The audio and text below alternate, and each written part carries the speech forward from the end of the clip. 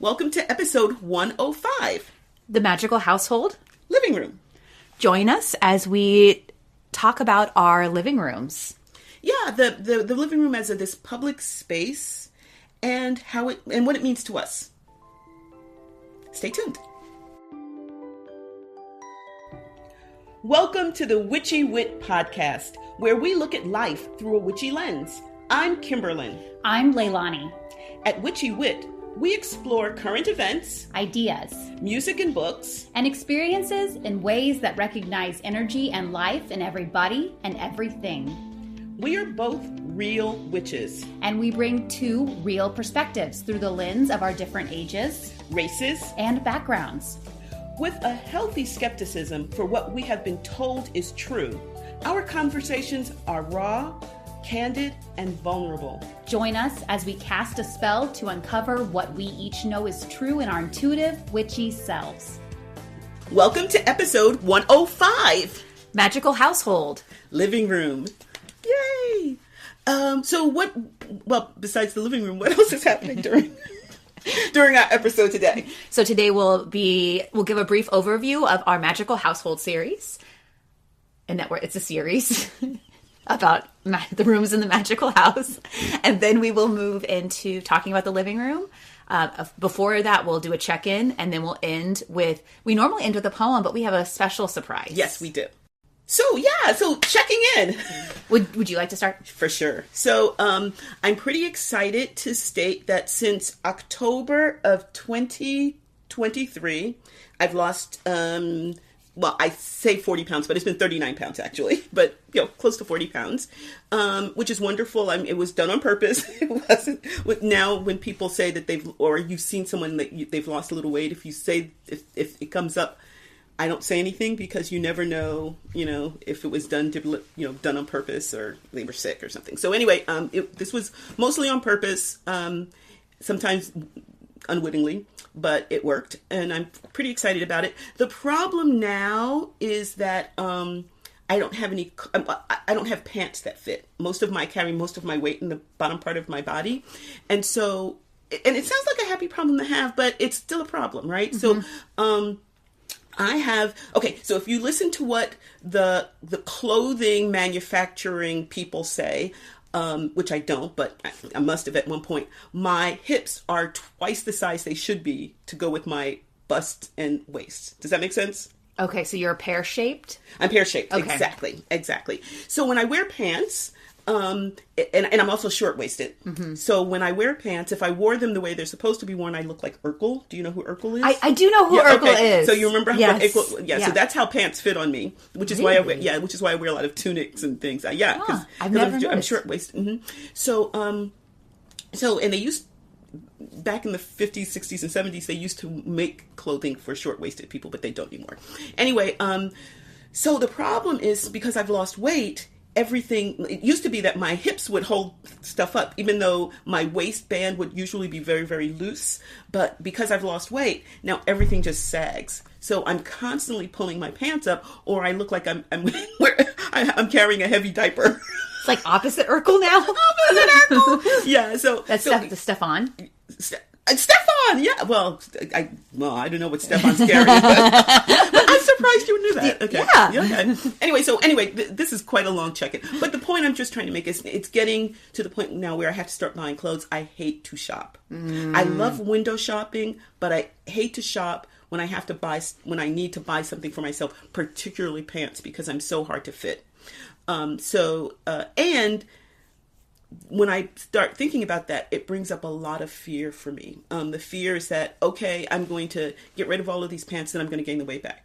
And so there's apparently some journaling I need to be doing around this. It sounded like, oh yay, I've lost weight, but there's a whole bunch of shadow behind that bright shiny. Anyway, so I'm trying to figure out what to do, what's my next steps are, because I don't want to buy clothing too much if I'm going to continue to lose weight, and because then I'm just, throwing good money after bad. But then I think to myself, think of all the times you've wasted money on shit, right? So this is an opportunity where I'm actually investing in this process by, buying something so that I look good even during the intermediate times.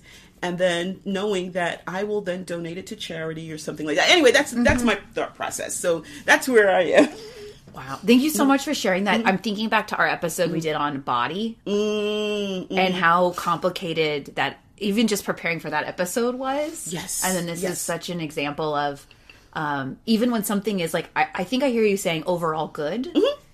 Yes. It's still complicated. It's very complicated, yeah, and I'm probably overcomplicating it, right? But there we go. Same. That's the town I live in, so I figure let's just accept that. So yeah, that's what's going on with me. What about with you? I wanted to check in and say that I have started a sourdough starter, and her name is Taylor Sift. I love that name. And I just started it on a whim, and it's been really cool in a really witchy sort of way, learning about how magical this process is. And so I was probably about 2 months into the process of getting the starter ready, and then we had a retreat, and so I couldn't just leave her at home. She wasn't in the place where once the sourdough starter is ready, she be refrigerated and is kind of in this like hibernation sort of thing. But she wasn't in that place yet because I was still starting her. And I took her to the retreat. And honestly, I was kind of embarrassed to take her. I know you were there. You're giving me like a face. But maybe like sheepish is like the right word. But I felt kind of silly taking her. But then the way everybody there rallied around her, and like I set her in the living room and people would walk by and like give her energy. And when we sang, like people would sing to her. And one morning I came down to breakfast and the woman who was in charge of breakfast had like moved her to the kitchen and like was singing to her. And it just really felt, I think I was resistant to really getting into the power of this and like the ancestry of like what this used to mean to people, and like tapping into that sort of kitchen witchery. So at the retreat, I was given permission to do that in a really supporting, really loving way. Thank you so much for sharing that with me. It's amazing hearing, because I didn't see, that's not what necessarily everything you presented. So I didn't know the thought process and some of the maybe fear or whatever that was going on behind that. I would love to share something with you. Please. When you say that. So two things actually. So the first is that this is just, making sourdough starter is not, okay, I'm going to, I don't know, scramble some eggs or whatever. It's kind of a commitment to this process that you really don't have to live a life, right? And to me, it just seems like, you've been on this kind of cooking kitchen journey, and this is like, you've just leapt. So it's like step, fucking A, and you just kind of somersaulted into like the alchemy of the kitchen. Right? As opposed to, okay, I'm going to do a recipe. Here's a recipe on TikTok. Yes. I can follow the steps. This is brilliant. To making marmalade. Thank you. To making making the bread because you have since Yes. that retreat, you've since made at least 1 or 2 loaves. I made 1 loaf and I took it to our ritual and shared it with the women at our circle. And then I just made my 2nd loaf. That is so huge. It's just it's just amazing to hear all of this from someone who a couple of years ago said, food, kitchen, whatever, Mm-hmm. And the very first time I gave a piece of her away was to you. To me, yes. Oh, so to continue this story. Yes. I have since I've been working with her, and I showed you a picture yesterday. And one of the things, so they say, when you're working with the starter, you take half out, and then you rebuild or so to keep the energy, to keep the process going. And you could throw it out, or you can just put it in a jar and just keep it in the fridge. Because, like, hello, I'm not throwing shit out. I mean, Right. I'm the daughter of a Depression era baby, so I'm not throwing stuff out. I have since made at least two batches of pancakes. Yes. With the discard stuff. Oh, it's so amazing. That's It is so amazing. They're so fluffy. And so my next step is I'm going to make sourdough banana bread sometime this week. This is a spring break for me. So Yes. yeah. So I will put a little some aside for you, because this is kind of from your lineage. Yes. You know, from Yeah. your sourdough lineage. Yeah. So yay! Thank you so It's much. the gift that keeps on giving. Literally. Literally, it just keeps expanding. Okay, you can stop giving now. Slow down. Whoa, little Philly. So, and can I tell you the name of mine? Please. So, because of the association of sourdough with the 49ers, with the people going out west and stuff like that, I sing to mine, and so I sing the song, "Dwelt a miner, 49er, and his daughter Clementine." So my starter is Darling Clementine. I love that so much. So Taylor Swift I love it. and Darling Clementine. It's like both musical in very different ways. Really, exactly. Separated by 200 years. Yeah, indeed. So thank you for sharing. Well, literally. Thank you for sharing your experience, but also thank you for sharing a little bit of Taylor with me. I appreciate that. Oh, maybe I should sing some "Shake It Off." Yes, to her, yes. as I'm like scooping For the stuff out of lineage, yes. Okay. Anyways, Okay.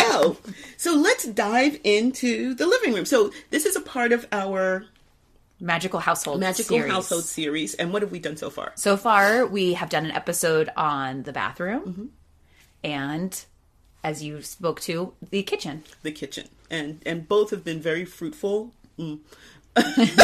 Both have been productive in terms of my thinking. I really appreciate that. But today we're going to go into the living room. And so do we have any reason for the choices that we've made that you can tell? Not really. No, okay. In fact, I think I mentioned the kitchen and you kind of like, Yeah, I was like, and then you mentioned the bathroom and I was like, oh. Because we're two different Yes. two different perspectives, and our responses to those rooms were different. So let's talk about our response to the living room. Maybe a good place to start would be like, what does the living room, maybe they look like, and why they look like that. Would you like to start, or shall I? I'll start. Okay. So for me, my living room is really empty. It's very open. I have a couch and I have a table that I push up against the couch to make more space. And that's it. That's all I have in my living room. Well, you have a fireplace. That is in the wall. Yes. I do have a fireplace in the wall. Oh, I see what you're talking about. Like what's on the floor, Yes. like furniture, movable things. Yeah. And didn't you at one point have a pole? I do still have a pole. Oh, you do have a pole. And that brings me around to why my living room is the way that it is. Okay, yeah, yes, please. Because for me, my living room space is less about what people, I think, traditionally think of as a living room, a place where you sit and maybe watch TV. My living room, I have a rollout acro mat. I have a rollout mat that's like 2 inches thick and like 6 feet long and like 5 feet wide, 6 feet long, and it rolls out. And so I have that, and then I roll that up, and then I can dance in my living room. At one point in time, I would do private lessons in my living room for dance and acro. And then, that pole is so old. I was thinking about it in preparation for this episode. That pole is probably from like 2008, 2009. That's old. Yeah, that's old. Okay. That's like over a decade ago. Okay. So, because in like 2008, 2009, I was teaching pole fitness. Oh, right. I see. Just in terms of your lifespan. Gotcha, parts of my life. Mm-hmm. And then when I went back for my master's degree, I stopped doing that because I didn't have time. And then I moved on in my fitness journey. And so now I use it to stretch. It's yeah. Or I tie like elastic bands to it, like for strengthening. Yeah. So it sounds to me like your living room you live in that room when you're doing physical, like activities, when you're like, it's your living room's almost a gym. I would say my living room is more gym-like. And then I can transform it into a place for hosting. On the rare occasion that I do have people over, I can pull like dining room chairs into it. Because sometimes that I've had like new women orientation at my house for our circle, or I've had like our priestesses when we meet for planning. I've had that, and then every once in a while I have people over. Normally when I have people over, it's in my backyard, but we go through the living room to get there. But I really don't do a lot of hosting inside of my house or in my living room. So it'd be interesting to kind of delve into that. I don't know if we have time to do that today, but that thinking of that space as a space it's a space for you. It's not, and we'll talk about how I use it, but a lot of people use it for space for other people. That's really interesting. Yeah. Okay. Does that make sense? Do you understand what I'm saying? I think I understand it so much that it's like cracking open part of my brain. But yeah, it is a space for other people. Like, and I had the question as I was thinking about it last night is like, is the living room a public or a private space? And for me, like the living room is kind of that. And I even said it's like a transitionary space between as people go to the backyard or go to the bathroom or go to my kitchen. It's a hallway. It's kind of a very big hallway. But like for me, I was thinking that it is like this liminal place of like, it is private because it's within my house, but it's the more public of the private. The forward facing part of your house. The forward facing, that's a good way of putting it. It is like a hallway. And when it's being utilized by you to do physical things in most cases. I mean, maybe you sit there and meditate, I don't know, but it's just physical. But yeah.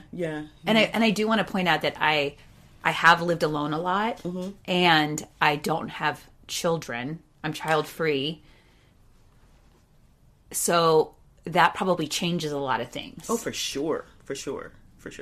Yeah. So I will share. So, my living room is definitely very forward facing. I spend time there, but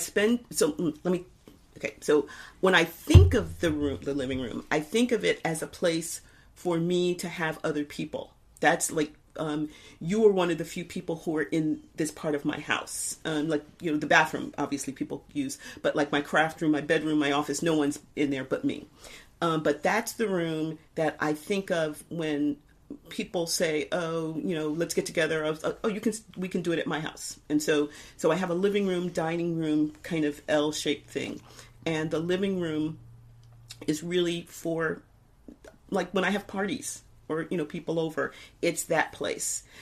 But how it's utilized the most is as a music room because I have a piano there, my gambas are there, my ukuleles are there. And so I spend a lot of time there alone, kind of like with you and your dance and your acro. I'm there playing the piano, or I'm there playing the ukulele or something like that. And so you mentioned a TV. I do have a TV in my den, so I have that opportunity. But my living room is really kind of dedicated to entertaining or music. When I think of your living room, I think of people. I think of it being full of people. Whether we're at your kitchen table or we're in like the more, because you described it as an L. There's like there's like a dining room area and then there's the living room area, and they kind of flow into each other. I think of being there with people, and there's like, and it's filled with energy and with people and with talking and connecting. Yeah. And I've had drum circles there. We actually had a ritual there once. I can't remember why. And so so it's very much the place where I open my house up to other people. We've had accountability processes there. So I've had to smudge afterward, smudge heavily after. But really, it's a place for it's like the interface between me and other people is there. I don't really like people in my kitchen because it's a small kitchen. You know, I know some places everyone's in the kitchen drinking wine while somebody's cooking, and no, it's really a one butt kitchen, and more than that, it's too hectic. My bedroom, don't want you. Well, I would love to have someone there, but but not necessarily. You know. Anyway, let's move on. But that's the place where I interface with other people, and so I think of it for that reason, and then it has a really special place in my heart because when I make music, that's me interfacing, in my opinion, me interfacing with the divine. So it's me and then something else, in this case, something magical, musical happening, or people, hearts meeting, spirits meeting, conversation. I do find it really interesting how you have actual physical separation in your house from the other areas of your house. The living room and by proxy the dining area are physically separated. From the, and so one of the things I also think of, and this is just me, just kind of as we were doing this outline for this, it made me think that it's the public face of me. It's the part I present, and it's usually relatively neat and clean, etc., and always, ready. But the rest of my house isn't. So it's also a mask. It's the face I present to the world, and part of it is me. I mean, it's not a lie, but I'm also realizing that I'm not, when I have people there, I'm not necessarily showing them all of the parts of me, that I'm using that kind of as not a defense, but okay, you're all very, very welcome here. And I make it feel so that you're very, very welcome here, so that you're not even tempted to go back where, like, if you go in there, we might have to send out a search party or something. So, I recognize that there's probably some work I need to do around my thinking for that, but there we have it. I have followed you back into your kitchen a number of times. Like when we've had people, when you've had people over and I have like helped. Oh yeah. Like for example, maybe you were bringing out drinks or something. I have like purposely followed you back into your kitchen to try and force help on you. And you've told me to leave. Yeah, there's some work that needs to happen. Wow. Whoa. Okay. Every time we do something like we do an episode, there's always some insight in there for me that I never thought would be there. I thought, okay, we're going to talk about the living room, blah, blah, blah, blah. Okay, there's some things I'm hiding. There's some shadow that I'm not looking at. And to speak to, so you have those actual partitions, like you have the doors, the folding, the bifold doors. Yeah, the bifold doors. When I moved into my house, the kitchen area, so if you picture like a big rectangle, like my living room is half of that space, and then I guess it's like the Texas flag. I've never thought about that before. Oh yeah, the living room is like the star of the area of the Texas flag, and then the white and the other color is like the kitchen and the dining area. And I literally took out, there were saloon doors and then gotcha. Folding shutters, and I literally removed it because I wanted to be able to see everywhere. So I just had people over for my birthday in my backyard for a fire, and there were people in my backyard who could look in through my windows, which I took off the blinds. So you could see all the way from my backyard through my living room into my kitchen. Wow! Because I wanted everything to be open. You literally an open floor plan. Yes. With no blinds, no curtains. Wow! Two different perspectives. Yeah. Whoa. Ooh, just the thought of that, I'm getting kind of warm. It's like, no, I like my doors. Let's close that door. I have like a little pocket door by the kitchen, and then the bifold. Yeah. It's like good fences make good neighbors. Good doors make me feel secure. Whereas what makes you feel secure is being able to see everything. Yeah. That's so interesting. I know. I don't know exactly all that means. I don't know what that means. Yeah. I'm sure it means something. Yeah, it does. But thank you for the insight. Yeah. I'll have to journal in that. Yeah. So anyway, it's a very public space there. and because of that, then so I have 3 altars in my house. One that I'm converting here right now. One in my bedroom, and then my more public one there. And that is the witchiest that I get in that space. So if you know, you know. If you don't, you just think, that's interesting. So I'm getting ready now to put up springy things, flowers. I'm going to put a vase of flowers that I'll just change every week, and springy kind of. And then I also like the that balance of the equinox. So I think I'll be doing something there.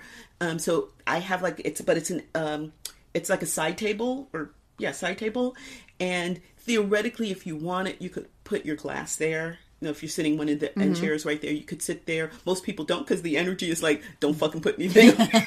but if you don't know, I don't know. I don't ask people who are not witchy, what do you think of my end table? But you know what I mean. But no one's ever said anything like, damn, that's strange, right? I think it definitely looks like an accumulation of meaningful objects. But I am not sure that people would be like, that's an altar. Because there's no, for example, there's no like pentacle in the middle with like a blue, yellow, red, and green candle like in 4 different places, Yeah, good point. And it also, I think, looks intentional. So yeah. So that's I'd say the only witchy area in my that public space. But I feel important that I think that it should be there. I mean, I think I'd like every space. I'd like my whole house to be very, very sacred, and in a public space more so, because that's that's where I'm letting people into my house. So it's not necessarily protective. It's just sacralizing the space. If that makes sense. Yeah. What about you? Do you have any witchy things in your? I have a cauldron up on my mantle. And I have my year tarot card candle on my mantle. So my mantle is pretty witchy. In a very minimalist way. In a very minimalist way. Yeah. And like, I don't do altars because I don't like things sitting out. That's what I mean. It's so wonderful knowing you, because you give me such a different way of approaching things. I don't choose it, but right. But it's wonderful to hear. Well, the same as you. Like, I enjoy coming over and seeing your altar, and my clutter. And I look, and I'm like, that's so cool. I'm not going to do that. But it's nice to be able to like window shopping. Yeah, right? It's nice to be able to enjoy and see other beautiful things. I really enjoy it, and I just don't want things sitting out in general in my house. So like around Samhain time, I put out an altar. And then I promptly take it down after Samhain, because I just don't want it. And I put that in my living room, but I just don't want stuff. But I had somebody in my house that I knew. He taught handstands when I was in Las Vegas, and then he came here to teach handstands. So I like knew him, and I took from him, and so like, and I took lessons from him. But like, we were friendly, but like, I had never been into his house, and he'd never been to my house. And then he came down and stayed with us for a little over a week. And so that was a really interesting thing, because I actually went through in my mind, I de-witchified my living room. So you de-witched. I did. I also did that to the spare bedroom. Like that's my room where I store like my tarot cards and things. So I actually like took that stuff down and like put it away. One, because I wanted it to not have other people's energy on it, but 2, I didn't want to scare him because I didn't know. And so I cleaned up my living room of witchy things, and then he was down there and everything went great. And a couple days in, he was like, so, like, are you a witch or something? You didn't de-witch or not. And I was shocked, because I'm like, how the fuck would he know that? I de-witchified. Yeah, how the fuck did he know that? So then I was like, what would make you say that? And he's like, I don't know, you have like moons everywhere. Which I do. I have like moons. I have moon mirrors up on my walls, and I have like moons on everything. And if you know, you know. Yeah, and he works at a yoga studio. He teaches handstands at a yoga studio. So like, there's like that sort of people that he's exposed to, which I think somewhat overlaps a little bit. Yes. So that was just an interesting experience of like, I really thought I like put away my cauldron. Yeah. So, but it's amazing. So this is a total aside, but I remember when I was staying. How did this work? I can't remember. But my mom is super, super Christian, missionary Baptist, the whole bit, and I never shared that with her before she died. But I remember she would buy me things that would have stars and constellations and things like that, and I'd say, "Oh, that's really pretty." Why? She said, "I don't know. I just saw it and thought of you." So we've got we may think.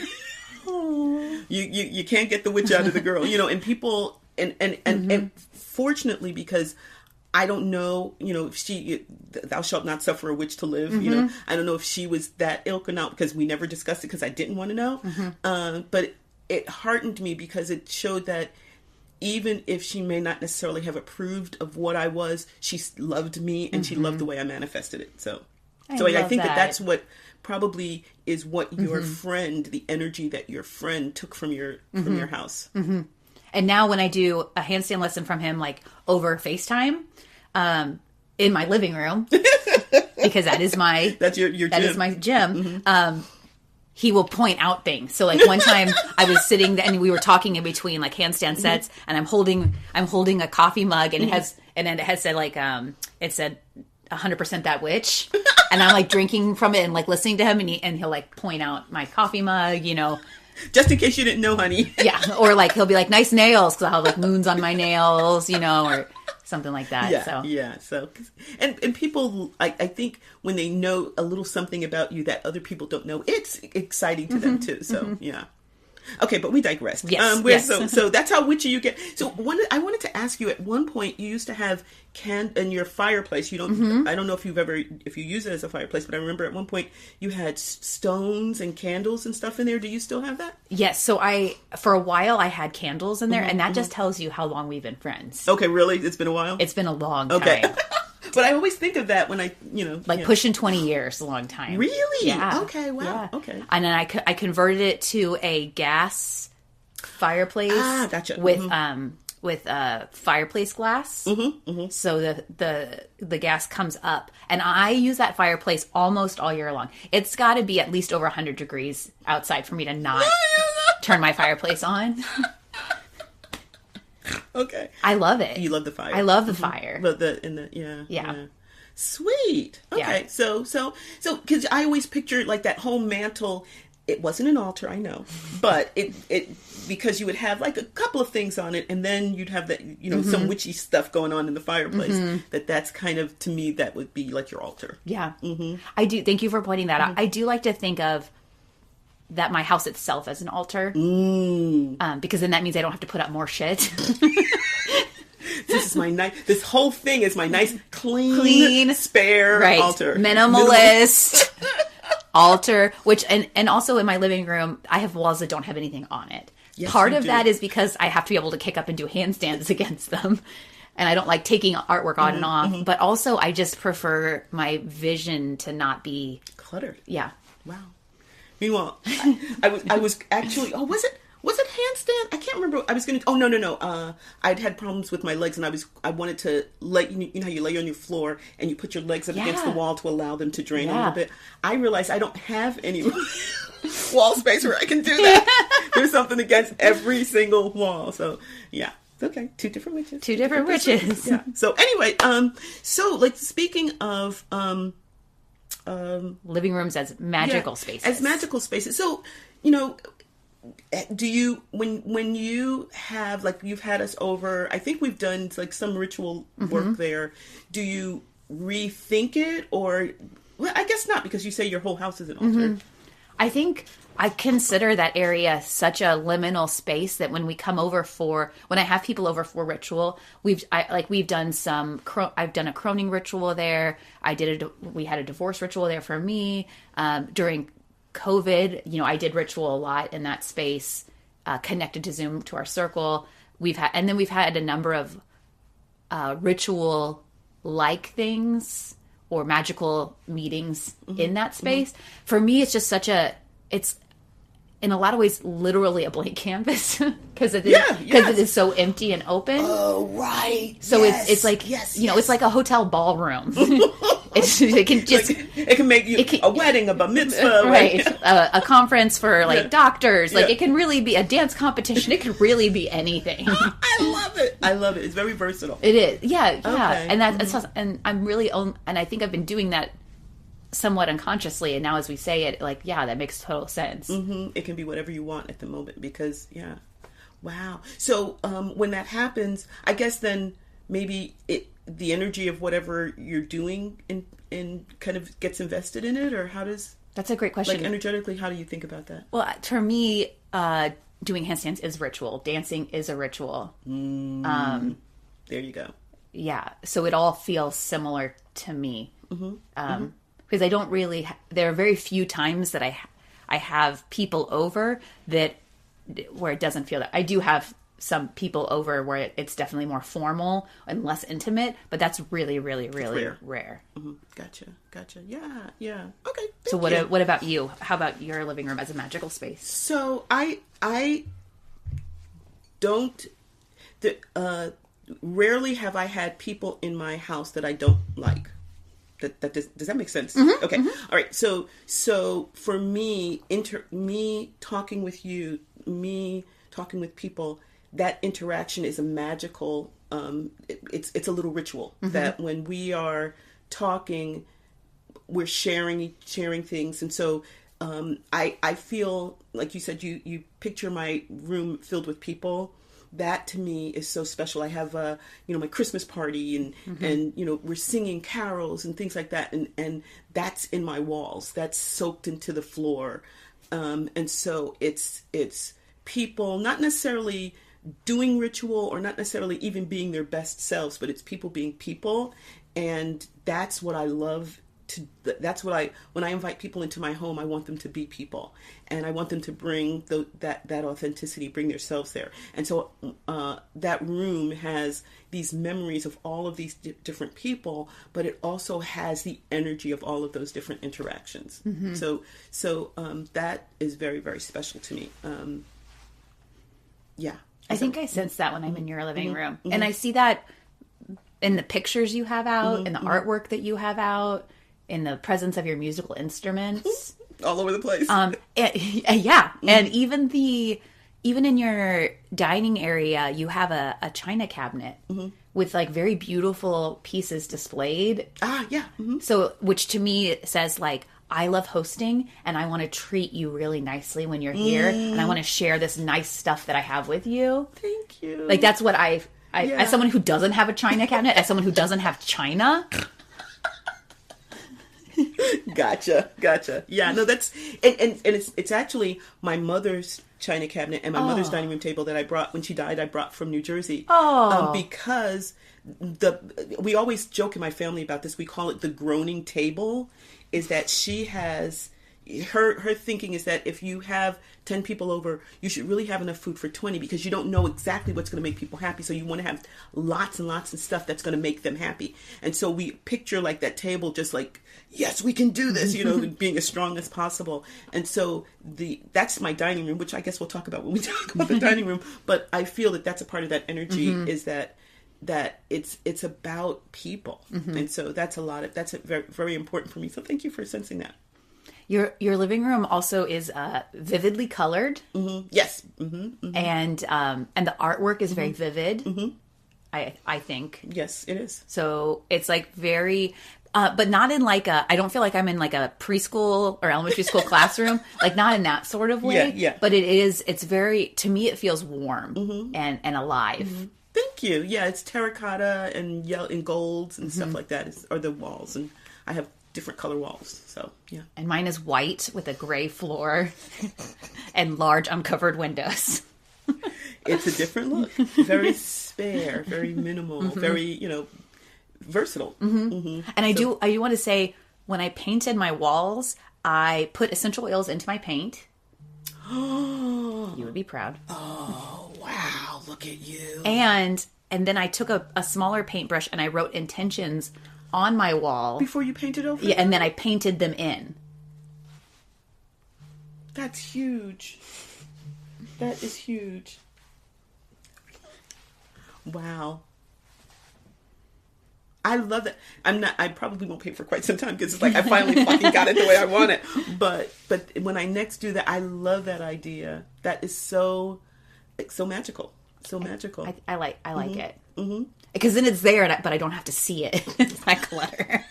It's still clean, because it's got, it blends in with everything else. Yes. I love that. Yeah. So, okay. So, as we, move on, we normally would do a poem now, but I'd love to,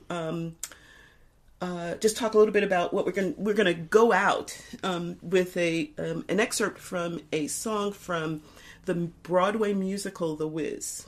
It's sung by Stephanie Mills. It's called Home. And it kind of sums up for me a lot of these feelings. The living room, like I said, other people, they have other people there in their kitchens, et cetera, et cetera. But the living room for me is that place where I have the friends, the family, all of that. That's the one place where I know they'll be. They may be in other rooms too, but I know for a fact that they're going to be there. And so this, I'll play just maybe a minute of it, for legal purposes. But it I think it really sums up that idea. And I love that. So this is a play that I had never seen, mm-hmm. and that I know through you. So I really love that my life is enriched because of your exposure to this sort of stuff. Mm-hmm. It's a beautiful, beautiful song. When I think of home, I think of a place where there's love overflowing. I wish I was home, I wish I was back there, but the things I've been knowing, and just maybe I can convince time to slow up, giving me enough time in my life to grow up. Time be my friend, let me start again.